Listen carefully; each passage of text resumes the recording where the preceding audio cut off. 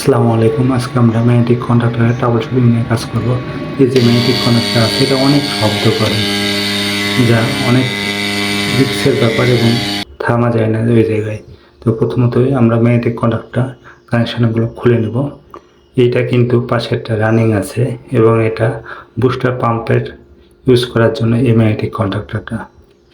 তো প্রথমেই আমরা মোটরের কানেকশনগুলো ইনপুট আউটপুট দুইটাকে খুলে আলাদা করার পর ম্যাগনেটিক কন্ডাক্টরটা চেঞ্জ করব। যে ম্যাগনেটিক কন্ডাক্টর লাগানো আছে এটা হচ্ছে 25 অ্যাম্পিয়ারের। তো 25 অ্যাম্পিয়ারের আমার কাছে এই মুহূর্তে ম্যাগনেটিক কন্ডাক্টর নেই। এর পরিবর্তে আমরা 32 অ্যাম্পিয়ারের একটা ম্যাগনেটিক কন্ডাক্টর এই জায়গায় লাগাবো।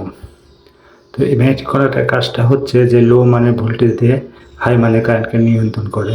এতে সে 25 অ্যাম্পিয়ার সেই ম্যাগনেটিক কন্ডাক্টর এই জায়গা থেকে খুলে নিয়েছি, এই জায়গায় লাগাবো। A1 A2 হচ্ছে কয়েল ভোল্টেজ এবং 220 ভোল্ট এসি যে পাওয়ার দেওয়া যাবে এই কয়েল ভোল্টেজের মাধ্যমে সে কন্ট্রোল হবে।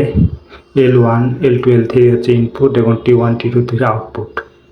আর A1 A2 হচ্ছে কয়েল ভোল্টেজ, পাশে যেটা ছিল সেটা হচ্ছে কন্ট্রোলিং এনো অক্সিলারি। তো ম্যাগনেটিক কন্ডাক্টরটি বেজে বসে এখন কানেকশন দেওয়া শুরু করলাম। প্রথমত আমরা কন্ট্রোলিং পাওয়ারটা যেহেতু নিচে আছে, কন্ট্রোলিং পাওয়ারটা আগে লাগিয়ে নেব। এরপরে আমরা মোটরের ইনপুট আউটপুট লাইনটা কানেকশন দেব। মোটরটা মূলত বিএফডিতে চলে। বিএফডির ইনপুটে এই ম্যাগনেটিক কন্ডাক্টর লাগানো, যেহেতু বুস্টার সিস্টেমটা প্রেশারাইজ কন্ট্রোলে চলে এবং সে প্রেশারটা পিএলসিতে কন্ট্রোল করে এবং তার আউটপুটটা ইয়েতে দেয়, ম্যাগনেটিক কন্ডাক্টর ধরে, তারপরে ইয়েতে ইনভার্টারের পাওয়ারটা যায়, ইনভার্টারে আউট হয়ে মোটরে যায়। তো একে একে আমরা কানেকশনগুলো লাগাচ্ছি। আমার ইনপুট কানেকশন লাগানো শেষ, এখন আউটপুট কানেকশনটা লাগাবো।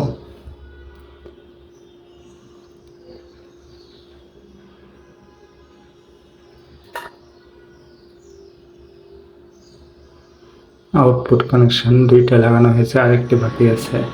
যেহেতু আমরা পাশেটাই লাইনটা আছে এই জন্য আমরা লাইন চেক করে লাগাচ্ছি। এখন আমি পাওয়ার দিয়েছি, লাইন ওকে আছে, ম্যাগনেটিক কন্ডাক্টর ধরে আগের মতো শব্দ নেই। তো এইভাবে আপনি আপনার ম্যাগনেটিক কন্ডাক্টর নিজে নিজে চেঞ্জ করতে পারবেন।